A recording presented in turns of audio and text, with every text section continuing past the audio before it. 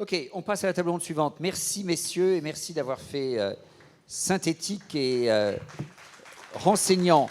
J'appelle Simon Vainqueur, Betty Fosta, Bernard Solchoir, Willy Angel qui auront 1 minute et demie chacun pour s'exprimer. De l'expérimentation au déploiement, quel défi pour l'innovation outre-mer? Un premier échange d'une dizaine de minutes sur la gestion prévisionnelle de l'emploi et des compétences. Je remercie en particulier les équipes du MEDEF d'avoir introduit ce sujet. Et puis ensuite, nous aborderons la question du financement de l'innovation avec Adrien Vielvoix, directeur de Synergie.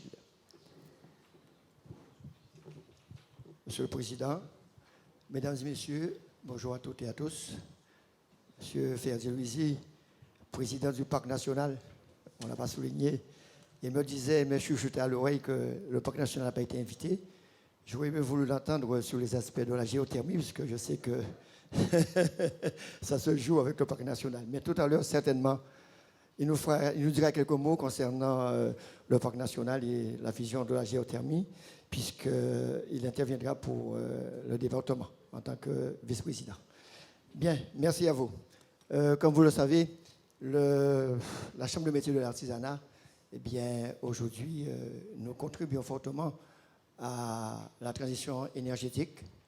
Et je vais vous dire quelques mots parce que j'ai entendu beaucoup de belles choses, de très belles choses ce matin, mais aujourd'hui, nous sommes dans le concret. Nous sommes dans le concret puisque nous avons mis en place des dispositifs et dispositions à la Chambre de métiers de l'artisanat qui nous permet d'aller, je dirais, consciemment vers la transition énergétique. C'est vrai que 250 000 abonnés à EDF aujourd'hui en Guadeloupe, c'est énorme.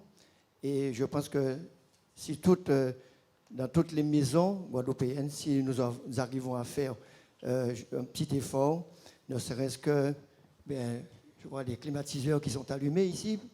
Nous avons, à la Chambre de métiers, par exemple, établi une convention avec la DOM qui nous permet aujourd'hui de baisser de moitié quasiment l'utilisation énergétique des climatiseurs. Donc, chez moi, par exemple, dans ma boucherie, les climatiseurs sont à 24 degrés. Donc, je pense que quand nous utilisons les climatiseurs à 16 à 17, c'est un petit peu exagéré et ça peut contribuer à la baisse de la consommation. Donc, il y a une conscientisation à faire à ce niveau-là. Bien. Alors, Monsieur le Président, vous souhaitez que je vous livre notre regard sur les enjeux de la transformation des métiers de l'artisanat et de la formation aux emplois dans le secteur impacté par la transition énergétique. La nécessité d'engager nos territoires dans une transition énergétique et écologique fait désormais consensus dans le monde, dans l'entrepreneuriat et singulièrement dans les entreprises. Il est vrai que cela n'a pas toujours été le cas. Et reconnaître que les entreprises ont pris le chemin par la force des choses, c'est une orientation qui nous a été imposée par la loi de la transition énergétique, loi du 17 août 2015. Aujourd'hui, les politiques publiques sont d'ailleurs pleinement en cohérence et en synergie avec les objectifs fixés par la transition énergétique et écologique. Cette dernière est une évolution majeure qui révolutionne notre société et transforme de nombreux secteurs économiques. Elle impose de nouveaux modèles socio-économiques en introduisant de nouveaux modes d'organisation de la production et du travail, ainsi que de nouveaux modes de consommation. Les métiers de l'artisanat, qui représentent en Guadeloupe près de 20 000 entreprises, 15 000 salariés et 20% du PIB, ne sont pas épargnés par cette évolution. Je pense au métier de l'automobile. Avec la fin des voitures thermiques programmées, je pense au bâtiment avec les normes RGE, reconnues garanties de l'environnement. Je pense au bâtiment avec les maisons bioclimatiques. Ce sont toutes ces dispositions que nous mettons en place. Dans les entreprises artisanales guadeloupéennes, la transition énergétique prend plusieurs formes. L'amélioration de l'effectif énergétique, qui consiste à investir dans les équipements nécessitant moins d'énergie pour remplir des fonctions équivalentes. La sobriété énergétique qui consiste à mettre en place une stratégie globale de réduction des consommations qui peut passer par le changement plus radical des modes de production. Et pour finir, la substitution des énergies fossiles consommées par d'autres formes d'énergie décarbonée. La Chambre de métiers de l'artisanat s'organise et propose un accompagnement sur mesure à tous les artisans qui s'engagent dans une démarche environnementale. Approvisionnement, gestion des déchets, économie d'énergie, ressources en eau, mobilité et j'en passe. Nous proposons des solutions techniques et des aides financières pour répondre aux besoins des artisans et notre Chambre aide les ressortissants à se mobiliser. Par ailleurs, nous développons avec notre tête de réseau CEMA France des dispositifs d'accompagnement spécifiques à chaque métier. Réparateur, donc ça c'est pour l'économie circulaire. Imprime vert, eh bien, vous savez que les imprimeries utilisent beaucoup de solvants et puis surtout des encres. Hein, donc voilà. L'éco-défi, entreprise zéro déchet. Ainsi, par exemple, les artisans réparateurs s'engagent par la signature d'une charte à effectuer des réparations avant de vendre un produit. Les métiers de la réparation sont des métiers d'avenir avec un fort potentiel de création d'emplois pour lutter contre l'obsolescence programmée, prolonger la durée de vie des produits et de réduire les déchets. La transition écologique de l'économie, c'est une économie qui réduit son empreinte écologique, qui réduit la production des déchets, qui économise les matières premières et l'énergie. C'est le sens des actions de la Chambre des métiers de l'artisanat de Guadeloupe. Nous, artisans, nous sommes les acteurs du dernier kilomètre. Nous sommes des entreprises de proximité, circuits courts, approvisionnement local, mode de production qui contribue à la décarbonisation de l'économie. La transition écologique et énergétique fait émerger de nouveaux marchés et de nouvelles activités. Et elle transforme les métiers. En ce sens, elle nécessite que les chefs d'entreprise et leurs salariés acquièrent de nouvelles compétences, notamment au travers de la formation professionnelle initiale et continue. À la Chambre de métiers de l'artisanat, nous sommes un acteur majeur de la formation initiale et aussi de la formation continue. En effet, chaque année, nous formons près de 1000 artisans.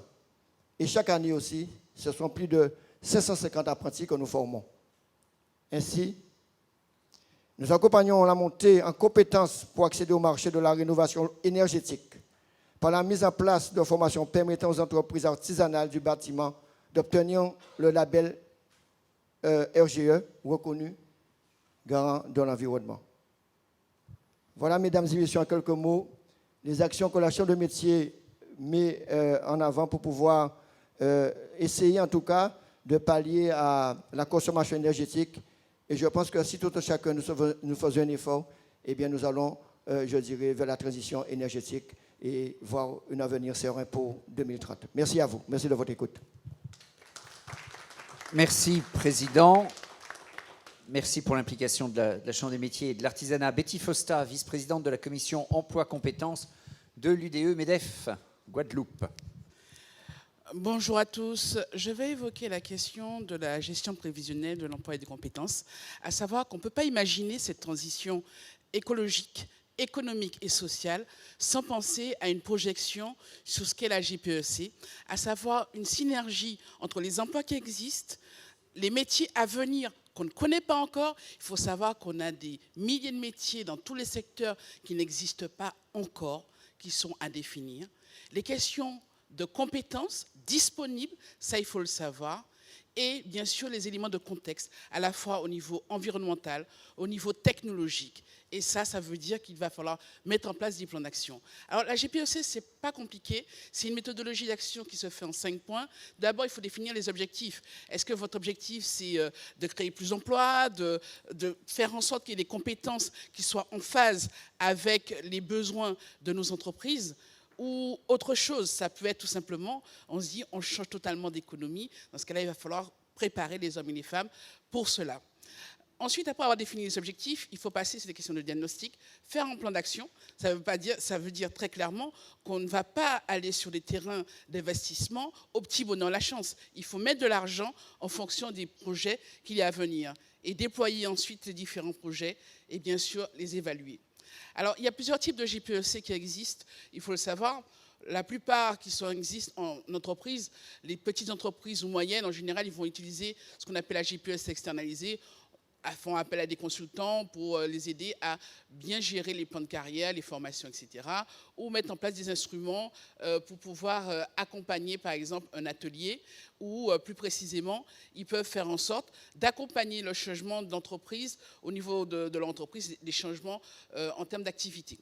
Mais ce qui est intéressant en termes de type de GPEC, c'est la notion de GPEC de territoire et de filière, parce que ça permet de mutualiser à la fois des hommes, des entreprises au service des moyens.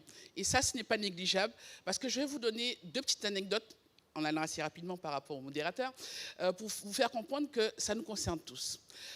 Il se trouve que à côté de mes activités, je mentor des jeunes qui reviennent au pays et quelques profils intéressants.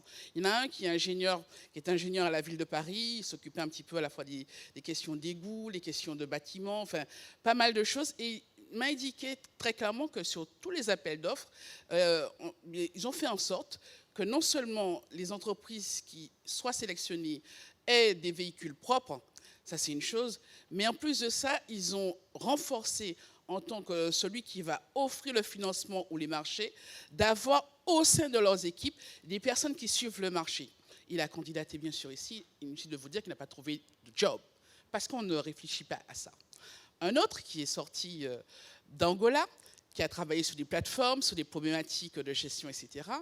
Il est revenu ici, bon, il y a des bureaux d'études qui ont donné quelques missions, mais malheureusement, penser à des projets de prospection, voilà, on n'y pense pas tout le temps.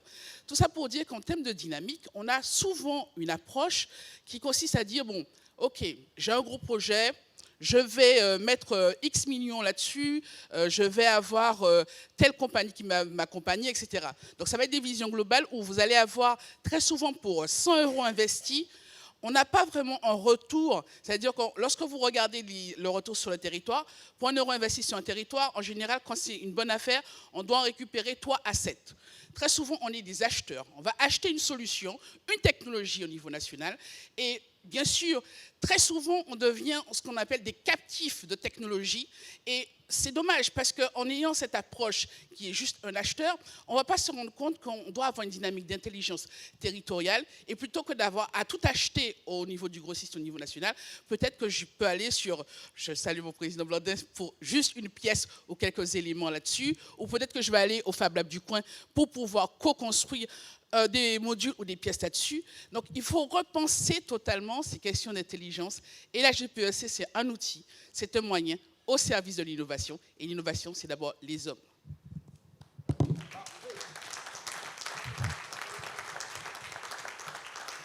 Et l'innovation dans la transition énergétique en particulier. Willy.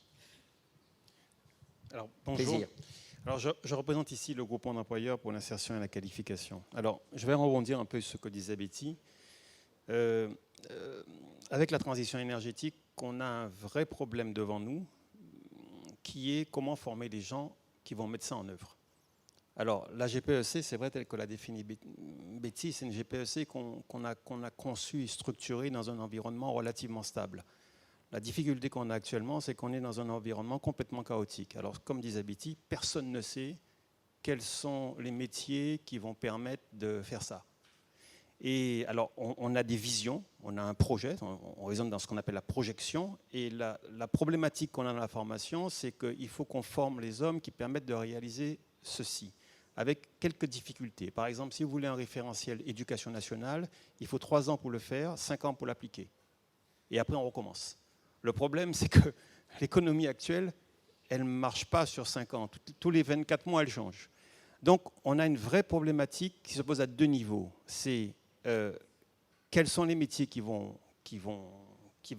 arriver. Et la question qu'on se pose de plus en plus, c'est est-ce qu'on ne va pas faire l'effort plutôt de donner aux gens des compétences transversales leur permettant de s'adapter à la mutation d'un monde qui change tout le temps. Alors, je prends un exemple très simple. Aujourd'hui, tout bête, hein, quand on monte un chauffe-eau solaire, il faut un plombier ou il faut un électricien? En fait, il faut les deux. Et il faut l'optimisation des deux.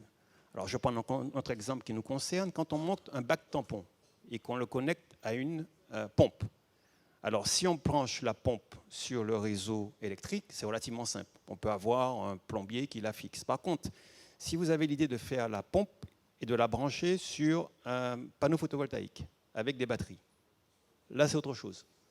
On rentre dans la complexité. Donc, et le problème, c'est qu'on n'a pas des gens qui maîtrisent forcément la plomberie, l'électricité et le photovoltaïque. Et toute la problématique qu'on a aujourd'hui dans la formation des hommes, c'est comment on forme des hommes qui sont adaptés aux besoins de l'entreprise dans la mise en œuvre opérationnelle. Parce qu'entre le concept et la réalité, il y a toujours un gap. Je prends l'exemple du smart grid. Le smart grid, on fera ça quand on saura collecter de manière efficace et pertinente les données du réseau, quand on saura les mettre dans des big data, et quand on saura ensuite analyser l'information de manière pertinente pour pouvoir ensuite prendre des décisions. La prédictibilité, c'est un concept intéressant, mais c'est un concept qui est fondé sur la pertinence et le traitement optimal des données. Si vos données sont merdiques, votre prédictibilité, elle est merdique. Donc, le monde dans lequel on évolue, c'est un monde où comment on forme les hommes par rapport à cette problématique. Alors, le concept ancien, éducation nationale, 3 ans pour créer un référentiel, 5 ans pour l'appliquer, et ensuite on voit, c'est peut-être pas forcément optimal. Alors c'est pour ça que le gouvernement est en train de faire des réformes à tout niveau pour la formation professionnelle. Vous avez le lycée professionnel, mine de rien, c'est un enjeu fondamental. L'objectif, c'est quoi? C'est que le gouvernement français découvre que l'entreprise est une source de connaissances et de compétences. Donc voilà pourquoi on est en train de développer des stratégies d'alternance. Les Allemands, ils ont compris ça il y a un siècle. C'est pour ça qu'ils produisent des machines-outils qui sont plus performantes que les nôtres et qui réagissent mieux aux besoins du marché. Nous, c'est l'enjeu qu'on a. Donc, notre GPEC, c'est, outre le fait de réfléchir au nombre de personnes qu'il nous faudra pour faire quelque chose, c'est comment on va les former et comment on va faire l'entreprise rentrer dans la boucle de la formation. Alors, je vais prendre un exemple qui va vous faire rire. Au Moyen-Âge, on formait mieux les hommes par rapport aux besoins des entreprises. Pourquoi? Parce qu'au Moyen-Âge, il y avait un concept qu'on appelle le compagnonnage. Les gars qui ont bâti les cathédrales et qui ont fait plein d'innovations technologiques sur les cathédrales, c'est des bâtisseurs. On a fait un système où on a déconnecté l'entreprise, enfin ce qu'on peut appeler les opérationnels ou les bâtisseurs, des concepteurs. Et l'enjeu qu'on a aujourd'hui au niveau de ce monde qui est en train de truc, c'est qu'il faut qu'on réconcilie les concepteurs avec les opérationnels. L'une des solutions que le gouvernement développe de plus en plus, ce qu'on appelle la pédagogie en action, méthode de formation, action de formation en situation de travail. On est loin. Par contre, on sait la voie qui nous reste à suivre.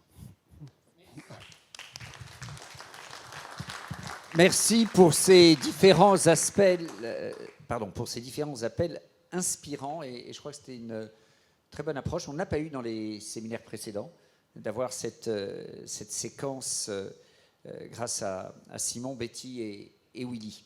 Je vais maintenant passer la parole à Adrien Vielvoix, directeur de Synergie. Monsieur Vielvoix, rejoignez-nous. Merci, merci madame, merci messieurs. Et je vais demander aussi à Jean-Louis Manceau, Félix Gorintin et Ted Soudan de nous rejoindre aussi.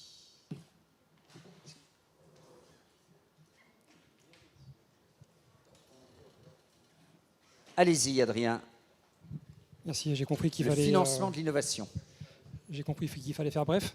Voilà, je vais essayer de ne pas revenir, en tout cas pas m'attarder sur des sujets qui ont déjà été évoqués et de manger le micro. Voilà, donc, ce que je voulais dire. Donc, la Guadeloupe a développé depuis 20 ans une culture entrepreneuriale qui est reconnue et renforcée par l'arrivée de la nouvelle génération donc sur le marché de l'emploi aujourd'hui. Insister aussi sur le fait que dans un monde ouvert pour une entreprise, innover, ce n'est pas seulement un principe économique, c'est vraiment un principe de survie. Toute entreprise, aujourd'hui, est condamnée à innover pour préserver sa compétitivité et donc son avenir. Innover en Guadeloupe, aujourd'hui, c'est disposer de ressources renouvelables évidentes, le soleil, le vent et la chaleur du sous-sol, on en a assez parlé. Ce qu'on a moins dit aujourd'hui, c'est qu'innover en Guadeloupe, c'est disposer également d'or bleu et d'or vert. L'or bleu, c'est... voilà, aujourd'hui, la France, c'est le 2e espace maritime mondial. Donc, il faut trouver des moyens de profiter de cet avantage concurrentiel. Et l'or vert, parce que 80% de la biodiversité française est située en Outre-mer. Donc, avis aux entrepreneurs, aux innovateurs, essayer de profiter de ces ressources-là également. Pour la partie innovation, par le passé, la Guadeloupe, je me suis renseigné un peu sur Internet, a beaucoup porté... les innovations ont beaucoup porté sur la construction. Aujourd'hui, donc, le besoin est plutôt côté transition énergétique. Donc, on a besoin d'accélérer la transition énergétique. Et on doit à la fois réduire nos consommations d'énergie. Donc, on n'a pas beaucoup parlé, je trouve, aujourd'hui, c'est la partie sobriété qui est indispensable dans la transition énergétique. Et en même temps, décarboner la production d'énergie, c'est ce dont on a parlé essentiellement ce matin. J'y reviendrai. Donc, les déclinaisons dans le bâtiment, c'est rendre nos bâtiments moins énergivores et en même temps favoriser l'autoconsommation. On en a parlé ce matin. Voilà, comment récupérer l'eau de pluie, comment récupérer la chaleur pour l'eau chaude sanitaire. Dans nos mobilités, c'est comment rationaliser nos modes de déplacement. Est-ce que mon déplacement est nécessaire? Comment je peux faire pour utiliser des mobilités douces ou collectives? Est-ce que je peux travailler à distance? Est-ce que je suis vraiment obligé de me déplacer? Et en même temps trouver des solutions pour décarboner le transport, donc le vélo électrique, le véhicule hydrogène, dont on a déjà parlé tout à l'heure, notamment Andrés. Et sur notre réseau également, la déclinaison, c'est comment poursuivre et accélérer la décarbonation de la production et en même temps conserver la stabilité du réseau et augmenter notre indépendance énergétique. On en a suffisamment parlé déjà ce matin, je n'y reviens pas.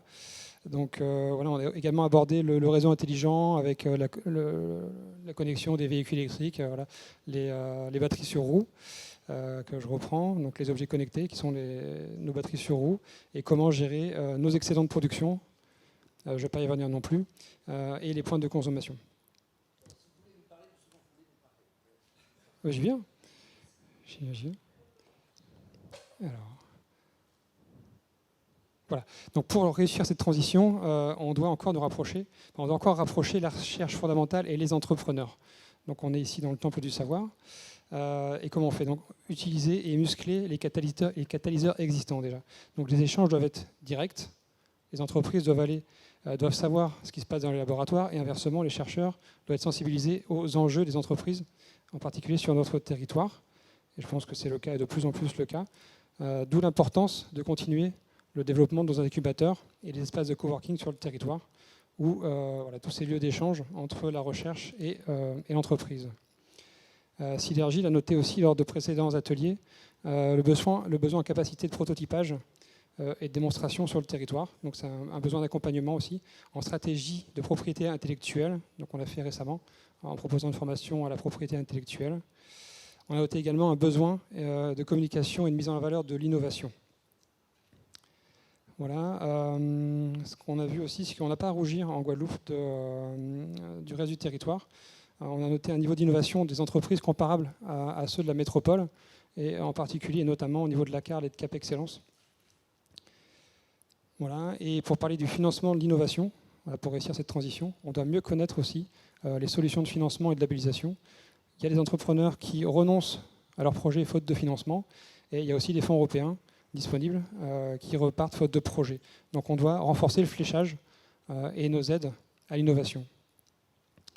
On doit également améliorer la visibilité dans l'accompagnement, savoir qui fait quoi aujourd'hui pour un entrepreneur. C'est difficile d'avoir une photo et il faut avoir un accès à une information claire et centralisée. Il existe plusieurs guichets sur le territoire. On ne va pas les nommer, on n'a pas le temps. Et après, en termes de financement, pareil, on ne va pas tout nommer. Il y a le FEDER, le Fonds européen de développement régional, qui est bien connu, dont la gestion est confiée à la région. Il faut savoir que l'Union européenne consacre 181 millions d'euros à la recherche, l'innovation et la compétitivité des entreprises de Guadeloupe. On a l'ADEME aussi, on a vu la présentation tout à l'heure de l'ADEME, l'agence qui accompagne la transition énergétique. On a les institutions bancaires publiques et privées. On va retrouver... Vous avez signé une convention avec la Banque des Territoires. Oui. On peut dire un mot, c'était au mois de juin. Avec la Banque des Territoires, effectivement, on a signé une convention sur le projet Pluriréno, projets pluriannuels, donc la cartographie, pour les bâtiments publics de Guadeloupe, savoir qui consomme quoi et comment est-ce qu'on peut améliorer, en tout cas transformer ces bâtiments pour réduire leur consommation. C'est le périmètre des bâtiments publics en Guadeloupe. C'est ça l'objet de la convention avec la Banque du Territoire. Voilà, je voulais citer également pour pas qu'il y ait de malentendu l'AFD, la Caisse des dépôts et consignations, comme autre institution publique. Le secteur privé également, et ça c'est ce qu'on a noté dans nos ateliers, on demande un effort d'engagement supplémentaire aux financeurs privés, aux banques privées, dans la démarche d'innovation. Voilà pour la partie financement d'innovation. Et voilà, à l'occasion des ateliers, on souligne également l'importance de l'ESS, l'économie sociale et solidaire dans l'écosystème de l'innovation. On va retrouver Guadeloupe Tech, on va retrouver Synergile. Il faut citer également les syndicats et les SEM dont on a parlé, également les acteurs consulaires qui ont déjà été mentionnés ce matin et qui ont pris la parole, donc voilà, qui sont aussi des relais d'information. Synergile, je ne vais pas faire l'histoire de Synergile, ça a été lancé en 2007 à l'initiative de la région et de l'État. On est adossé à des pôles de compétitivité qui sont Cap Énergie et Calitropique, et on accompagne, on suscite l'innovation, on permet la formation et les transferts de technologies en favorisant l'émergence de nouvelles activités et la création d'emplois. On a pas mal vu d'infographies ce matin. Il y en a une certaine partie qui viennent de l'OREC, qui est un observatoire qu'on héberge chez Synergile. Et pour terminer, et je sais que c'est un thème cher au territoire, voilà, l'innovation, c'est aussi un des éléments qui va faire revenir les jeunes Guadeloupéens au pays, parce que l'innovation, ça crée des emplois locaux et des emplois durables. Voilà. Merci. Merci. Et je dois dire en effet qu'on a présenté un certain nombre d'infographies réalisées par l'OREC et par Synergile, et je les ai trouvées extrêmement claires et extrêmement efficaces. Je voulais vous en remercier, monsieur. Merci. Je passe la parole maintenant à Jean-Louis Manceau, co-inventeur de l'houlomoteur. Alors, voilà qui est excitant. Oui. Oui, donc si on peut avoir la présentation, s'il vous plaît. Il faut nous faire comprendre l'houlomoteur en 2 minutes. 4, ça va être possible. Donc, 4 parce qu'on a l'esprit un peu lent. Allez-y.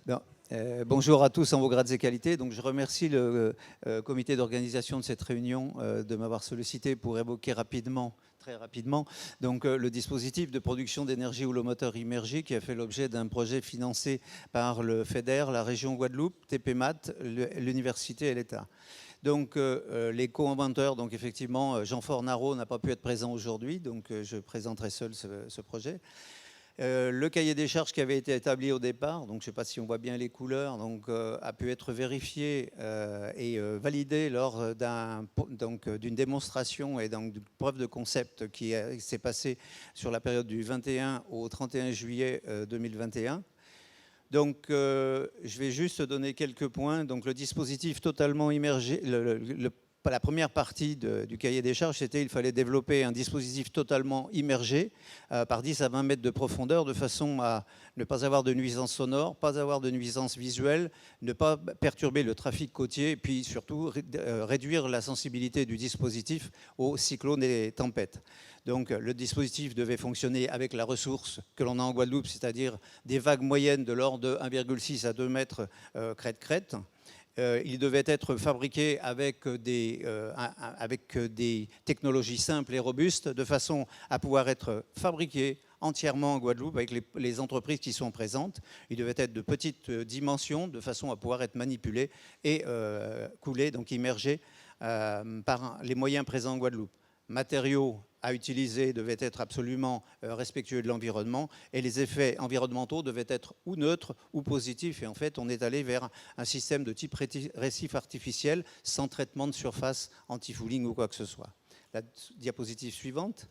Le principe donc est basé sur le fait que lorsque l'on a des vagues qui se propagent à la surface de la mer, eh bien en profondeur, par 10 mètres de profondeur par exemple, elles vont provoquer, pour des vagues de plus ou moins 1 mètre, une variation de pression de l'ordre de plus ou moins 0,1 bar, c'est-à-dire la pression va varier de 1,9 à 2,1 bar. Ceci va permettre de comprimer, si l'on a un volume rempli d'un gaz compressible, ça va permettre de produire une contraction ou une expansion de ce volume.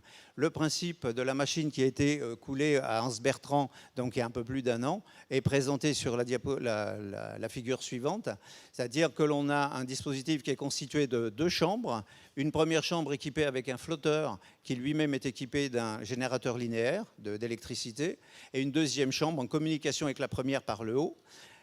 Les deux chambres ces 2 chambres dites chambres de collection sont d'un côté ouverte en bas sur l'océan, à l'endroit où il y a la crête de vague, et de l'autre côté alimentée par un tuyau qui, lui, va être placé à une distance pour atteindre le creux de la vague. Lorsqu'une crête de vague passe au-dessus du dispositif, eh bien, il va provoquer une augmentation de pression, une montée, donc une compression de l'air contenu dans le dispositif, faire monter le niveau, donc le flotteur, et produire ainsi de l'électricité en activant le générateur linéaire. Et inversement, quand on va avoir un creux de vague au-dessus du dispositif, eh bien, c'est le flotteur qui va baisser avec le niveau de l'eau dans la chambre numéro 1. On peut passer à la diapositive suivante. Donc, l'expérimentation de preuve de concept en quelques images. Donc, première image sur votre gauche, le dispositif arrive à Port-Louis pour être immergé par 2,50 m de fond et être équipé de flotteurs pour le mettre en flottaison. On peut voir sur la gauche, c'est Jean Fornaro. Si dispositif en flottation est alors remorqué jusqu'à Hans Bertrand avec un navire de charge et puis immergé donc, par 10 mètres de profondeur au large des côtes d'Ans Bertrand. On voit le système qui est dans l'eau, là, donc à 10 mètres de profondeur avec ces flotteurs qui ne sont pas complètement dégonflés. Ensuite, en bas, donc, des signaux qui ont été captés lors de l'expérimentation. Donc, sur la deuxième image, on voit donc l'évolution de la tension produite lors du passage d'une vague par une des bobines d'un générateur. Le générateur possède 12 bobines. On peut voir que la tension va évoluer entre moins 5,8 volts et plus 5,8 volts. Cela nous permet en même temps de mesurer le déplacement du flotteur. Donc, pour une vague de 1,1 m, le flotteur se déplace d'environ 110 cm. À l'image de droite, le graphique de droite présente un déplacement, une production d'électricité donc de plus et moins 3 volts pour des vagues de 40 cm, donc qui sont représentées sur le graphique supérieur. Et puis à droite, juste pour le fun, 180 LED qui sont alimentés. Donc le contraste n'est pas très bon, on est en pleine journée, hein, on est aux environs de midi. Et donc ces 180 LED sont alimentés par une seule des bobines. Dernier transparent. Donc les perspectives, donc la preuve de concept ayant été entièrement réalisée avec succès.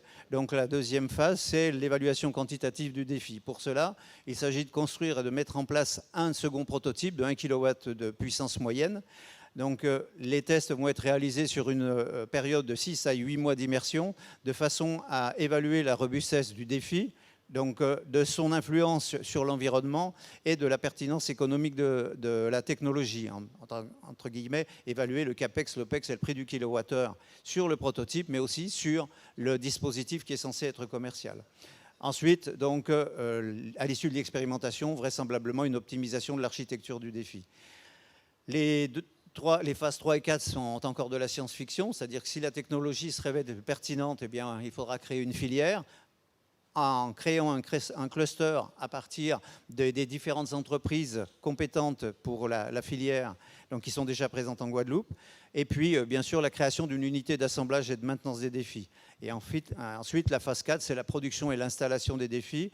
Donc l'échéance de production du premier dispositif commercial de 10 kW de puissance, c'est le courant de l'année 2027. Donc il en faut une centaine pour faire 1 MW de puissance. Et on a 8 sites qui ont été identifiés comme étant bien exposés pour l'installation de fermes houlomotrices. Donc ça représente à peu près 100 km de côte. Donc il faudra choisir ça avec les différents acteurs de l'énergie en Guadeloupe. Merci. Merci beaucoup. Et bonne chance dans votre projet. On se revoit au prochain séminaire Transition énergétique de la FEDOM.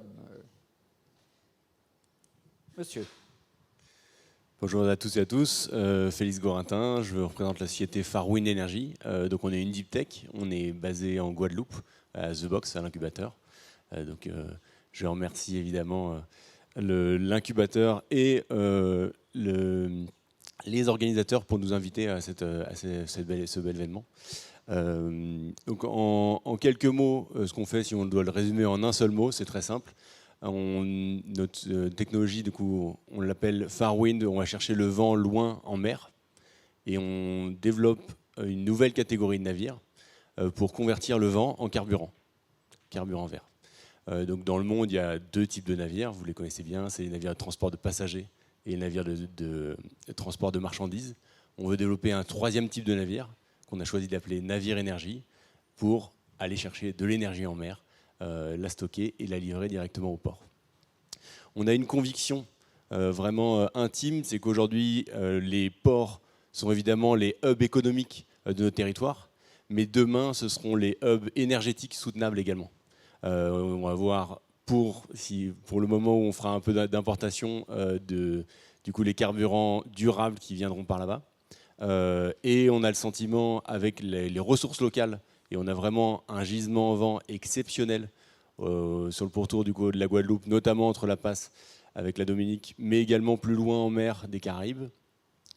On a vraiment un vent exceptionnel. Moi, j'ai travaillé 10 ans dans l'éolien en mer, après avoir travaillé dans l'énergie des vagues, donc je salue mon voisin. La ressource qu'on a au milieu de la mer des Caraïbes est probablement une des meilleures à l'échelle mondiale pour exploiter le vent. La seule contrainte qui est associée, c'est qu'on a des fonds qui sont très profonds. L'éolien en mer, il a lieu déjà dans l'Hexagone, plutôt avec des éoliens en mer fixes. L'éolien en mer fixe fonctionne jusqu'à 50 mètres de profondeur. Jusqu'à 1000 mètres de profondeur, on peut faire de l'éolien flottant, qui va être sur des barges.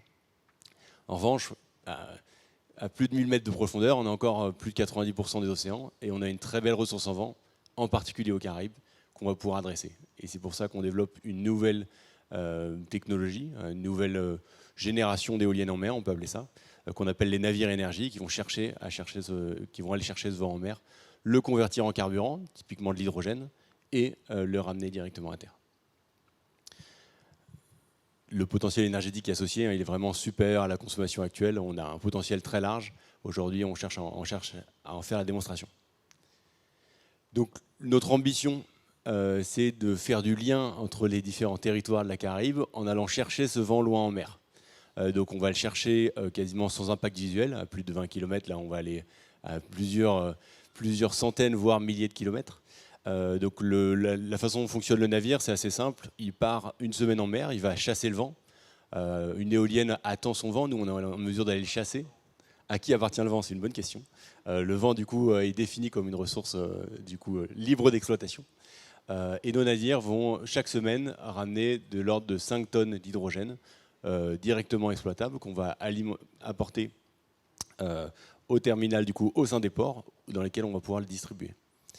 Donc le navire a une particularité vraiment exceptionnelle, c'est en chassant le vent, d'aller chercher des taux d'utilisation, ce qu'on appelle facteur de charge, supérieur à 70%. Et ça permet de produire de l'hydrogène de façon très économique.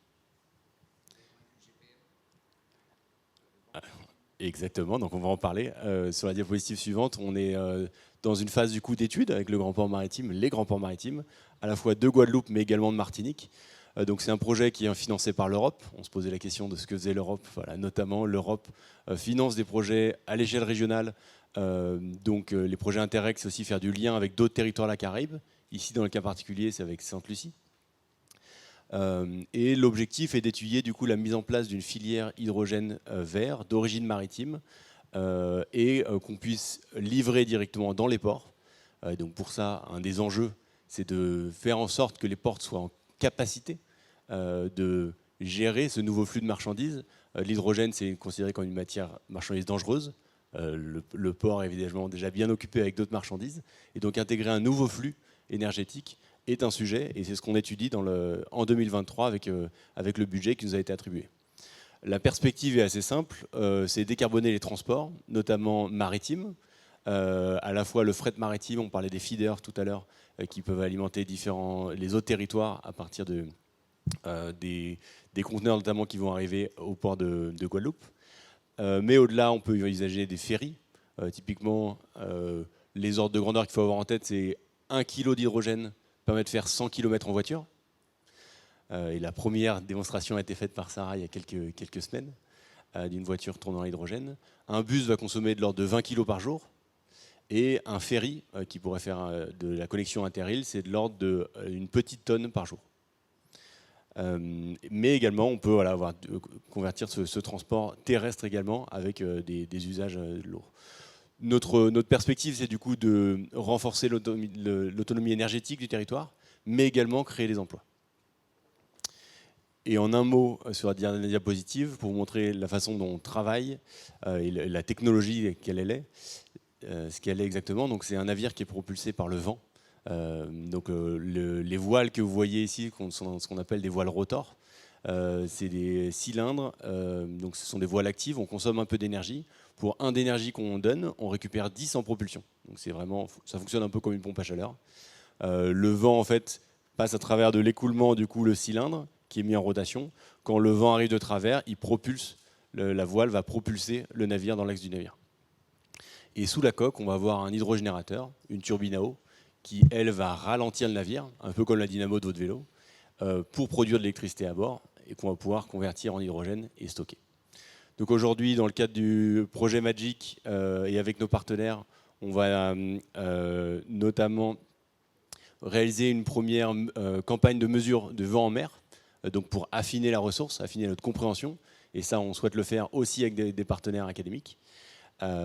Au-delà de ça, on va tester ces voiles-là. Elles ont l'air petites comme ça. Hein. Une voile comme ça représente ces 7 mètres de diamètre sur 50 mètres de haut. Voilà, en quelque sorte, c'est un bâtiment. Donc on va d'abord construire un premier bâtiment avant de le mettre sur un navire. On va le tester à terre.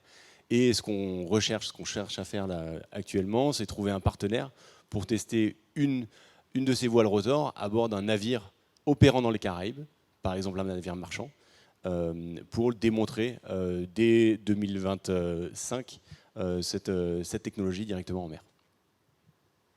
Merci, bravo, c'est assez fascinant.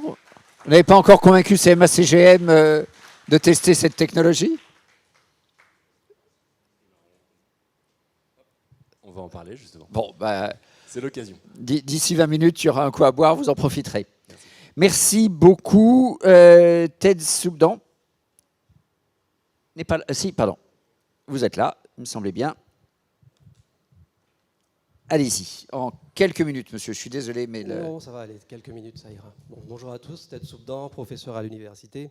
Et donc, je vais vous parler de ce projet de plateau technique que porte l'université, qui sera un outil au service des acteurs de la transition énergétique. Alors, concrètement, qu'est-ce que c'est? Donc, l'université met en place ce projet autour de l'efficacité énergétique des bâtiments, la mobilité électrique et les énergies renouvelables. Donc concrètement, il s'agit de fournir aux acteurs de la transition énergétique un environnement matériel et humain de haute technicité. Donc l'objectif, c'est vraiment de préparer les acteurs de la transition énergétique par la recherche, développement et la formation. Beaucoup d'intervenants ce matin ont souligné l'importance de la formation dans l'innovation, de comment on fait passer la connaissance vers les acteurs, ceux qui construisent, les artisans. Et donc, ce sera vraiment l'outil qui va permettre de former les artisans à ces techniques. Il s'agit également d'innover et de mettre en place des outils pour aller vers des nouveaux modèles de bâtiments, donc les smart grids dont on parle, définir de nouveaux modèles de bâtiments pour le climat tropical humide, puisque ça aussi, c'est une particularité. On construit avec le climat, on conçoit avec nos contraintes et nos forces. Donc il s'agira aussi de définir des outils et des services, là aussi propositions de services, qui seront adaptés à nos environnements techniques, humains et économiques. Donc ça part d'un constat qui est qu'il faut absolument souder, lier les actions de recherche, de formation, de valorisation autour des sujets que nous avons retenus. Donc ici, bâtiments, mobilité, énergie renouvelable, et proposer de nouveaux services pour accompagner les acteurs. Donc ce plateau va créer en Guadeloupe un outil de développement, de dissémination, de transfert des connaissances des laboratoires vers les acteurs, créer de la formation. Et l'idée, c'est vraiment adapter l'innovation en créant des ruptures technologiques pour les pratiques constructives en climat tropical. Donc il n'y a pas d'outil expérimental de ce type qui est basé dans la zone, que ce soit la zone Antilles-Guyane, Caraïbes et même dans la zone tropicale. C'est un outil qui sera assez innovant.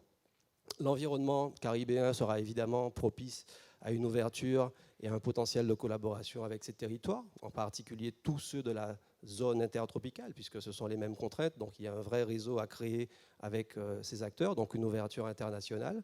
Et puis on veut aussi être un maillon structurant de l'innovation dans plusieurs domaines, énergie, bâtiment, TIC.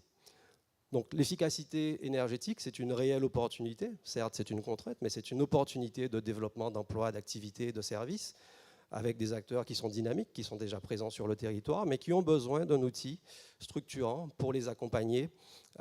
Et donc le plateau sera cet outil qui représente un potentiel d'industrialisation, d'emplois locaux, d'innovation, qui vont structurer une filière, en tout cas aider à la structurer. Un point qui est aussi crucial, on a parlé de financement, un tel outil va élargir les leviers de financement pour les acteurs, que ce soit les acteurs, les entreprises, les privés, les collectivités, tous les porteurs de projets. Il existe des modes de financement spécifiques allant attachés à ce type de structure.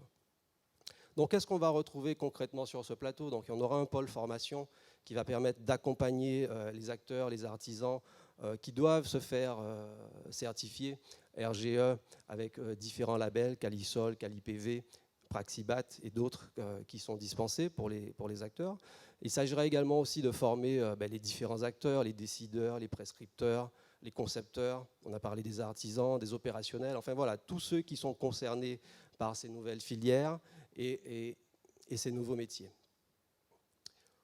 Également, un pôle recherche-développement. Si on parle d'innovation, il faut aussi associer la recherche, le développement. Et donc, il s'agira d'accompagner les acteurs, de leur offrir l'accès au plateau à des coûts réduits, puisque lorsque je dis qu'il faut construire avec le milieu dans lequel on évolue, donc c'est aussi avec les capacités financières des petites entreprises et des acteurs qui sont sur le territoire. Donc c'est fait pour justement permettre aux plus nombreux d'accéder à l'innovation. Un pôle suivi et d'évaluation. Donc le plateau va aussi proposer des services de caractérisation, d'accompagnement des acteurs, de réaliser des prestations techniques, des prestations d'accompagnement vers l'innovation et des performances et des expertises qui seront disponibles sur ce plateau. Donc très concrètement, deux pôles, recherche, développement, formation, services, et puis un modèle économique basé sur des tarifs préférentiels pour les acteurs, adaptés à leur, on va dire, à leur enveloppe, tarifs préférentiels, tarifs conventionnés. Et donc, ce plateau va à terme évoluer en plateforme technologique qui offrira des prestations plus complexes. Il est amené à être autonome financièrement et donc capable de financer ses propres investissements. Alors, où en sommes-nous aujourd'hui de ce projet? Donc, il est basé au cœur du parc technopolitain qui va être mis en place. Donc, nous sommes aujourd'hui situés en face de EDF, de l'agence EDF et de Guadeloupe la Première. Et donc, concrètement, voici à quoi ça va ressembler. Donc, il s'agit d'une aire vraiment basée sur l'expérimentation, la démonstration, où tout type de matériaux pour la construction, de systèmes de production, de stockage pourront être testés. Donc, on peut reproduire à l'échelle des modèles de bâtiments, tester, expérimenter, les utiliser aussi pour la formation, puisqu'on parlait de formation pour les artisans, pour les apprenants, les étudiants également. Donc là, on va pouvoir travailler vraiment sur le système à l'échelle 1 qui sera mis en place. Donc ça va permettre aussi de faciliter la formation sur tous ces systèmes. Merci, professeur. Voilà, merci beaucoup.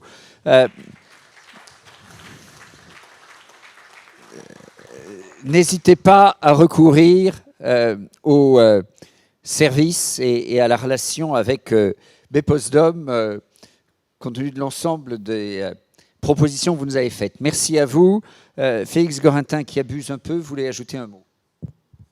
Non, assez simplement, c'est juste pour expliquer un peu la démarche d'innovation qu'on peut avoir et plus généralement comment est-ce que ça se passe. En général, pour une technologie deep tech comme la nôtre, on part de recherches plutôt fondamentales faites dans les universités et ensuite il faut avancer vers un démonstrateur pour lequel on travaille avec des entreprises et ensuite on passe à la première commande. Et en fait, ce qui est intéressant, c'est qu'aujourd'hui, ce serait intéressant de pouvoir flécher des financements vers la recherche fondamentale, mais orientés vers des usages d'entreprise. Donc typiquement avoir un fonds donc à destination des universités, mais pour les thématiques associées à des besoins d'entreprise. Pour les projets collaboratifs, il y a un vrai enjeu d'aller trouver du coup les bons partenaires industriels pour réaliser son projet. Et ce quoi je voulais insister, c'est le dernier point sur la première commande, où il y a pour moi une vraie responsabilité aussi des donneurs d'ordre des grands groupes de faciliter le développement d'une entreprise. Ma propre expérience, malgré le fait que je sois relativement jeune, c'est que le fait d'avoir une première commande permet d'établir des vrais leaders derrière, des PME puis des ETI. J'ai en tête Europe Technologies par exemple, qui a bénéficié d'un soutien d'Airbus et qui a permis de se développer et aujourd'hui fait une centaine de millions d'euros de chiffre d'affaires. Merci. Message exprimé, message intéressant, message adressé.